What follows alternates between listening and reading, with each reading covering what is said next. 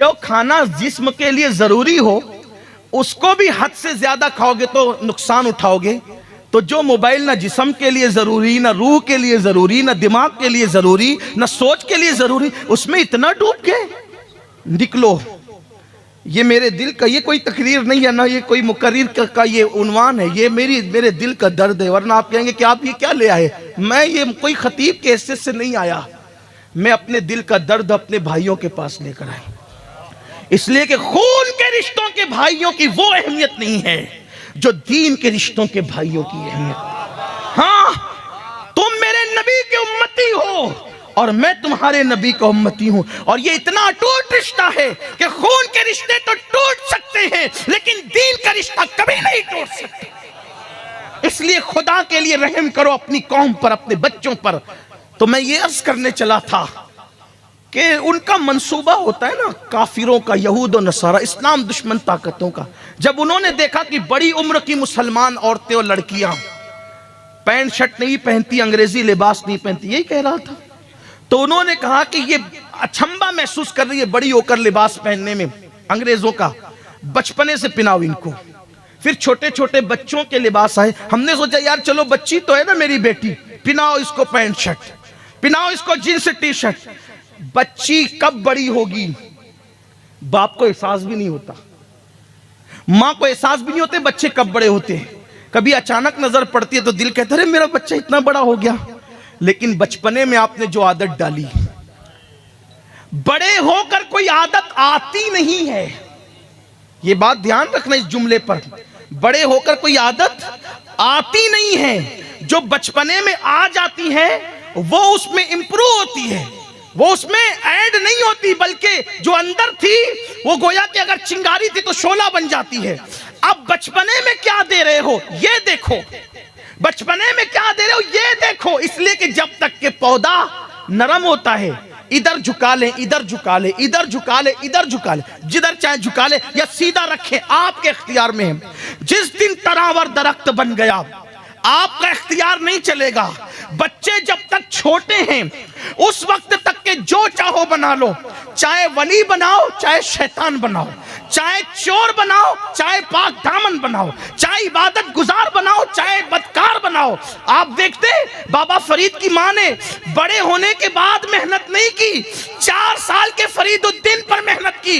हजरत निजामुद्दीन औलिया की अम्मी ने बड़े होने के बाद मेहनत नहीं की, बचपने में मेहनत की। गौसे पाक की अम्मी ने ये जो नसीहत की ना, कभी झूठ नहीं बोलना, वो बड़े होने के बाद का वाकया नहीं है, वो बचपने का वाकया है।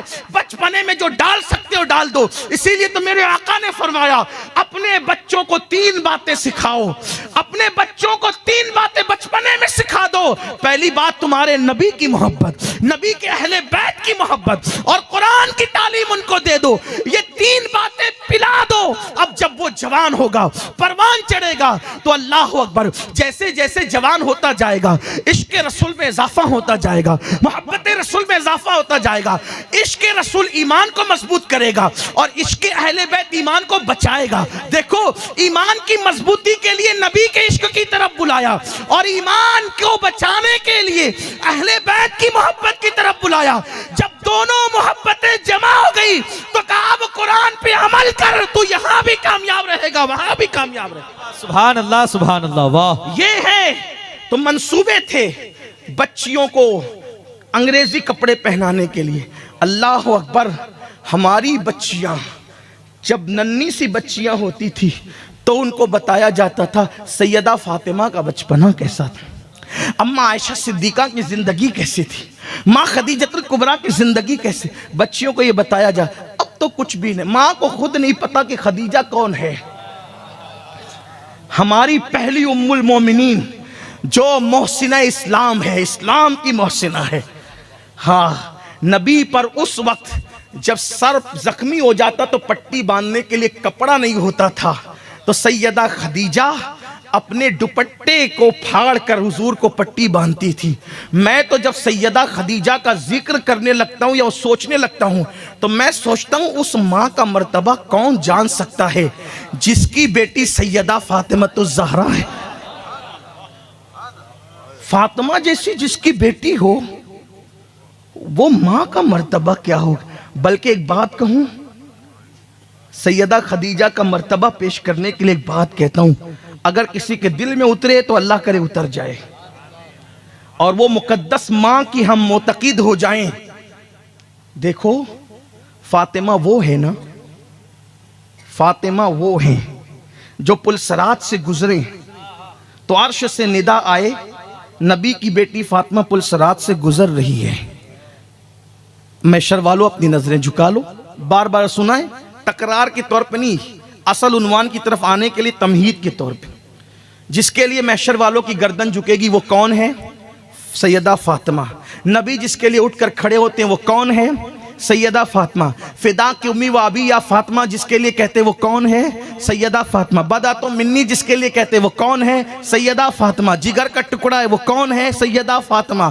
जन्नत में सबसे पहले जाने वाली ऐसी खातून जो सवारी पे बैठकर जन्नत में जाएगी, जिसकी नकेल हजरत मरियम की, जिसकी सवारी की नकेल मरियम कुबरा के हाथ में होगी, वो कौन है? सैयदा फातिमा। अल्लाह अकबर। अब अंदाजा करें, सैयदा फातिमा वो है कि जिसके कदमों के नीचे, जिसके कदमों के नीचे, जिसके कदमों के नीचे, तवज्जो, जिसके कदमों के नीचे नौजवानाने जन्नत के सरदार की जन्नत हो, सरदाराने जन्नत की जन्नत, सरदाराने जन्नत की जन्नत जिसके कदमों में हो उसे फातिमा कहते हैं।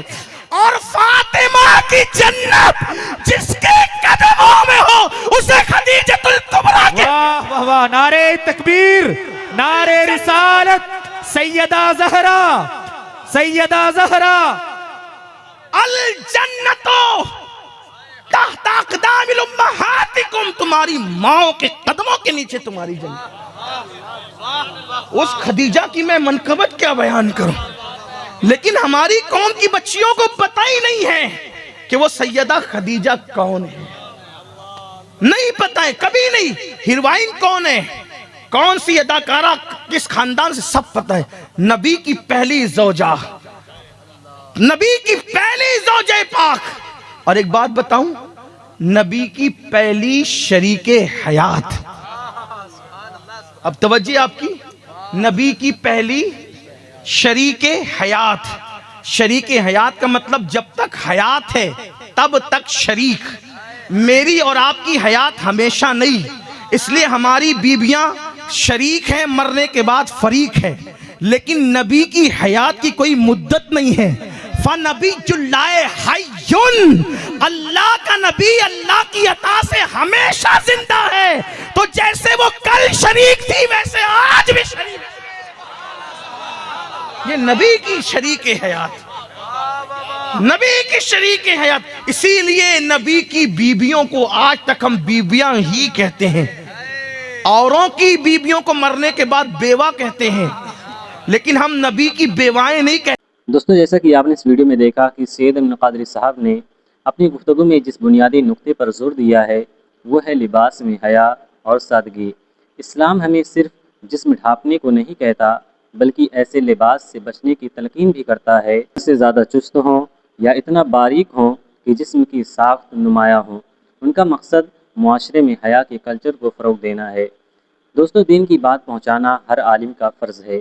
सैयद इब्न क़ादरी साहब ने अपनी वीडियो में जो बात की है उसके पीछे नीयत मुआशरती इस्लाह की है।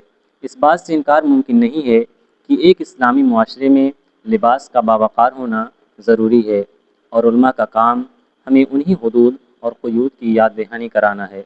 दोस्तों, ताहम हमें ये भी समझना चाहिए कि आज के दौर में लिबास के फ़ैशन बदलते रहते हैं। प्लाज़ो अगर खुला हो और गैर शिकाफ हो तो वो बज़ाते खुद कोई ममनू लिबास नहीं है। असल मसला उसके पहनने के अंदाज़, उसकी चुस्ती या उसके कपड़े की बारीक होने का है। इसलिए इस बयान को किसी एक लिबास की मुखालफत के बजाय मजमूई तौर पर पर्दे और हया के उसूलों के तनाजुर में देखा जाना चाहिए। खुलासा ये है कि सैयद इब्न क़ादरी साहब की वीडियो में हमें अपने लिबास और तर्ज़ ज़िंदगी का जायज़ा लेना चाहिए। दीन इस्लाम एतदाल का रास्ता दिखाता है। हमें चाहिए कि इनकी गुफ्तगू को मुस्बत पहलू यानी हया और शरई हुदूद को अपनाएं और एक पाकीज़ा मुआशरे की तश्कील में अपना किरदार अदा करें। दोस्तों, अगर आपकी वीडियो अच्छी लगी हो तो वीडियो को लाइक करें और चैनल को सब्सक्राइब ज़रूर करें। अस्सलाम वालेकुम रहमतुल्लाहि व बरकातुहू।